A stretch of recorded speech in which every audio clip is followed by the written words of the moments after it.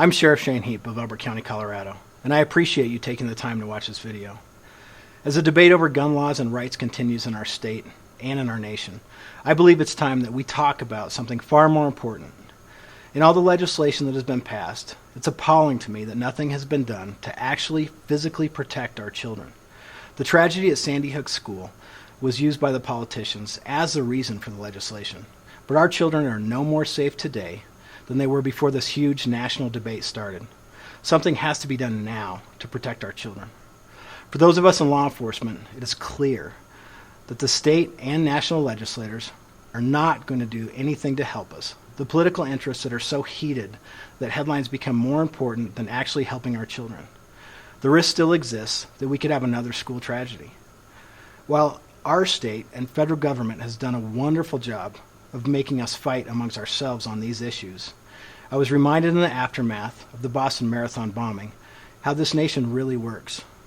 As soon as the bombs went off, people from every walk of life ran to help the injured. There were no divisions of Democrat or Republican, conservative or liberal. People, not legislators, made the difference that day. When we have a problem in our country, people pull together. That is, unless the politicians can divide us first. We're not going to let that happen anymore when it comes to our children. It's time we pull together to protect our children and communities and quit waiting on a dysfunctional political system to help. Here in Elbert County, we're doing something about it now, and we're going to continue to work on it until we're satisfied that our children are safe. Here's what we're going to do.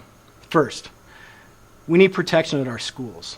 Sandy Hooks did everything they could to make their school secure. The one thing they could not do was have a uniformed law enforcement officer at their school. That's the only thing that could have stopped a determined and armed shooter.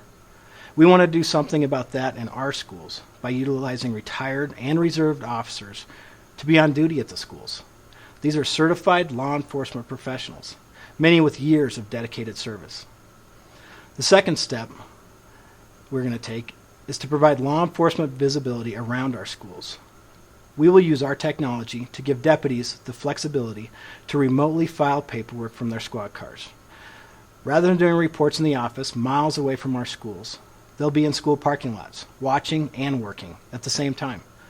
This keeps our deputies in the field where they need to be if trouble arises. In the next 30 days, we'll be implementing a program called Text to Tip, where high school students can anonymously text information to the sheriff's office or local police if they feel threatened or suspect a crime has been committed or will be committed. Soon it will be expanded to middle school students. Another program we will be implementing is called Youth Mental Health First Aid.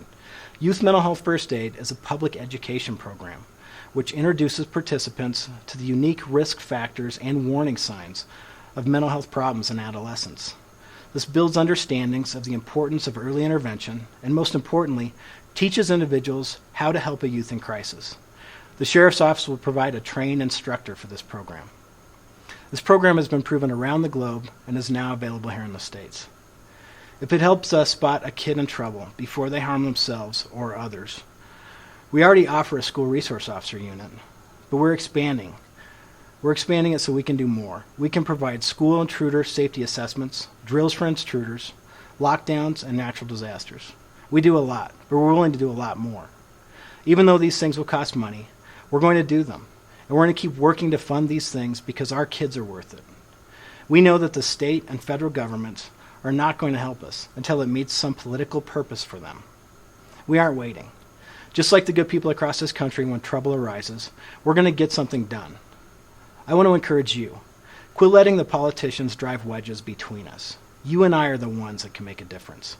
We can make something positive happen. We can make something positive happen if we ignore the bickering of our politicians and refocus on keeping our children safe. We can't wait for their leadership or their funding. I encourage you to do something in your community or your county. Get together with other people and protect the children. You may not agree politically, but we can all agree on the fact that we should not rest until we know our kids are safe, when they go to school, when they play in the park, or just when they walk down the street. Just because the politicians have failed us, we shouldn't fail our kids. Thank you.